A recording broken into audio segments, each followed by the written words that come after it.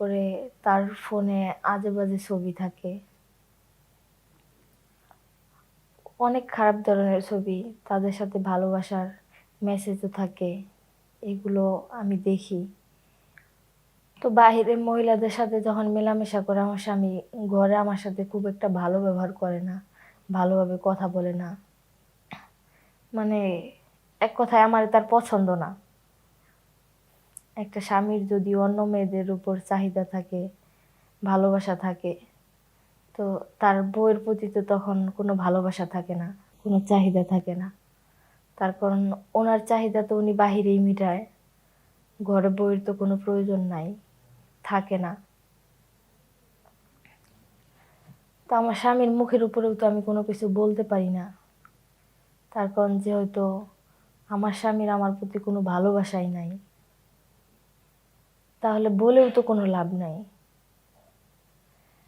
তারপর এক সময় আমি তাকে হাতে নাতে ধরে ফেলি।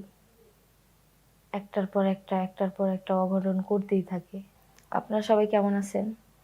আশা করি ভালো আছেন। আজ কিছু জীবনের গল্প নিয়ে আপনাদের সামনে আসলাম, আপনাদের সাথে শেয়ার করব। ততক্ষণ আপনারা আমাদের পাশেই থাকুন। বিয়ের পর থেকেই দেখি আমার জামাই গ্রামের অনেক মহিলাদের সাথে মেলামেশা করে। আমি অনেক আজে বাজে ছবি দেখছি, কিন্তু জামাইয়ের মুখের উপর কোনো কথা বলতে পারি নাই।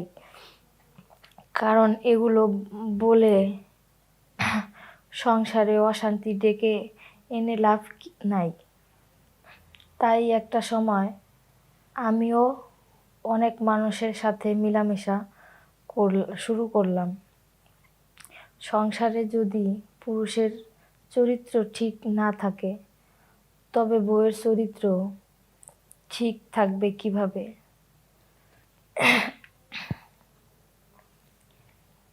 আমার বিয়ের পর থেকেই দেখি আমার স্বামী গ্রামে অনেক মহিলাদের সাথে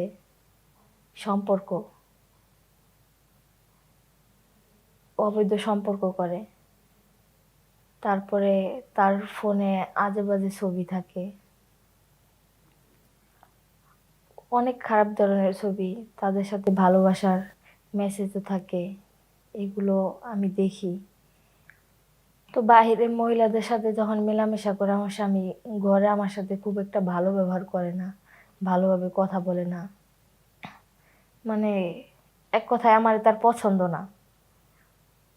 একটা স্বামীর যদি অন্য মেয়েদের উপর চাহিদা থাকে, ভালোবাসা থাকে, তো তার বউয়ের প্রতি তো তখন কোনো ভালোবাসা থাকে না, কোনো চাহিদা থাকে না। তার কারণ ওনার চাহিদা তো উনি বাহিরেই মিটায়, ঘরে বউয়ের তো কোনো প্রয়োজন নাই, থাকে না।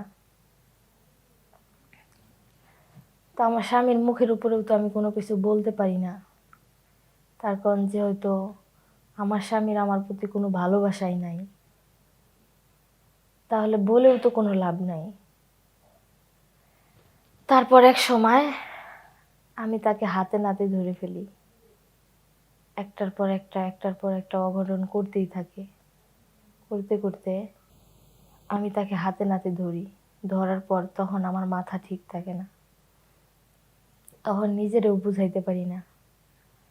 না বুঝাইতে পারায় দেখা গেছে আমিও একটা সময় অন্য পুরুষের সাথে খারাপ কাজে লিপ্ত হয়ে যাই, মেলামেশা করি।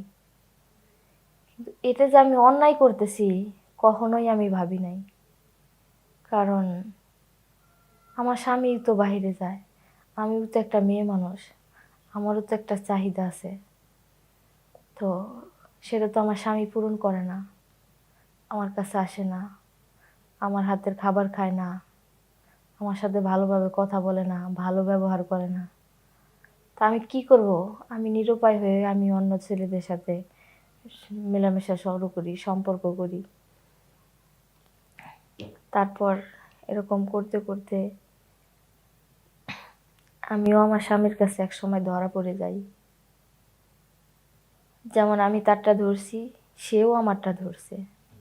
ধরার পর আগে আমি অন্য পুরুষের সাথে মিলার আগে সে আমার সাথে যতটুকু ভালো ব্যবহার করতো,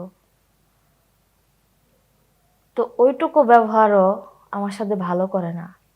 আস্তে আস্তে আমার উপর নির্যাতন বেড়ে যায়, খারাপ ব্যবহার বেড়ে যায়, খারাপ আচরণ করে, মারধর করে।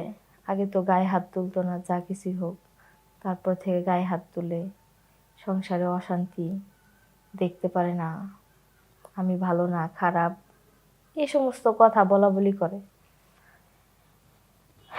তারপর আমি কি করব, কোথায় যাব, আমার তো কোনো ভাষা নাই তখন। তার কারণ আমি তো এটা অন্যায় করছি, আমার তো এটা করা ঠিক হয় নাই, আর কেনই বা আমি এটা করতে গেলাম। তারপর আমার স্বামী আমাকে বলে আমার বাবা মাকে আনতে। তো আমার বাবা মাকে আইনা তাদের সামনে আমি কি বলবো, কোনো কথা বলার নাই তো, কোনো ভাষা নাই। কারণ আমার বাবা মা আসলেও তো তখন মানবে না। অন্য ছেলের সাথে কি তখন অন্য ছেলের সাথে তাদের মেয়ের খারাপ সম্পর্ক, খারাপভাবে মেলামেশা করছে, এটা কি তারা কখনোই মানবে? মানবে না। তো আমি তাদেরকে আর ডাকি না, ডাইকা আনি না। কারণ না, ভুল তো আমার, ভুল তো আমি করছি, আমার ভুলের দায় কেন তারা নেবে? তাদেরকে ডাইকা না কেন আমি অপমান অপদস্থ করব? তার কারণ যখন আমার বাবা মাকে ডাইকা আনবে, তখন তো তাদের সাথে ভালো ব্যবহার করবে না, তাদের সাথে খারাপ ব্যবহার করবে। এই কারণেই আমি আমার বাবা মাকে ডাইকা আনি নাই। না আনার পর আরও খারাপ ব্যবহার করে, আরও অত্যাচার বাড়ায় দেয়। কি করব, আমার তো যাওয়ার কোনো জায়গাও নাই যে আমি সেইখানে যাব, ওইখানে যাই আমি আশ্রয় নেব। তো স্বামীর অত্যাচার সহ্য করে, স্বামীর এত গায়ে হাত তুলে মারধর করে, তারপরেও আমি তার পায়ের নিচে পড়ে থাকি। কারণ আমার যাবার মতো কোনো জায়গা নাই। আর আমি যেটা করছি ওইটাও ভুল করছি, অন্যায় করছি। তো আমি তো বুঝতেই পারতেছি যে আমি অন্যায় করছি, তাহলে কেন আমি তারে ছাড়া অন্য জনের কাছে ঠাঁই নিতে যাব, বা আমার বাড়িতে যাব, আমি আমার আত্মীয় স্বজনের কাছে যাব? একটা সময় আমার স্বামী তো বুঝতে পারে যে আমি যেরকম ভুল করছি, আমার বউর সাথে অন্যায় করছি, তার কারণ তার যেটা প্রাপ্য তাকে আমি দেই নাই, তার কাছ থেকে দূরে দূরে থাকছি, তার অবহেলা করছি, অত্যাচার করছি। এই কারণেই তো সে অন্য কোথাও গেছে। যখন এটা বুঝতে পারবো, তখন এমনিতেই সে মানে নিব। এই কারণেই আমি আমার আত্মীয় স্বজন, বাবা মা, কারো কাছেই যাই নাই। তো এইভাবেই চলছে। এখন আমার আর কি করার, যে হয়তো আমি একটা অন্যায় করে ফেলছি,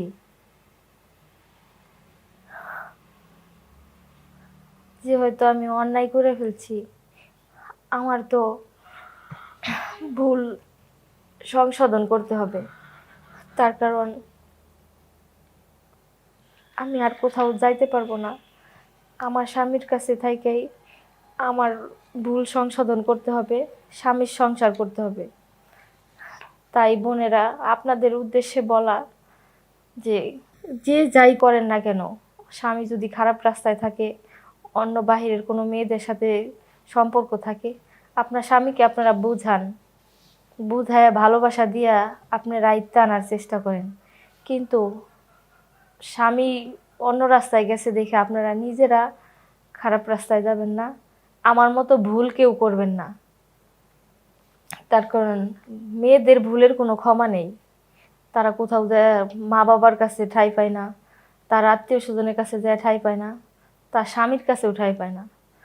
বিয়ের পর মেয়েদের স্বামী হয়েছে তাদের বড় অবলম্বন। তাই আপনারা সবাই স্বামীর দিকে খেয়াল রাখবেন, স্বামীকে ভালোবাসবেন। সবাইকে আবারও ধন্যবাদ জানাই। আসসালামু আলাইকুম, আল্লাহ হাফেজ।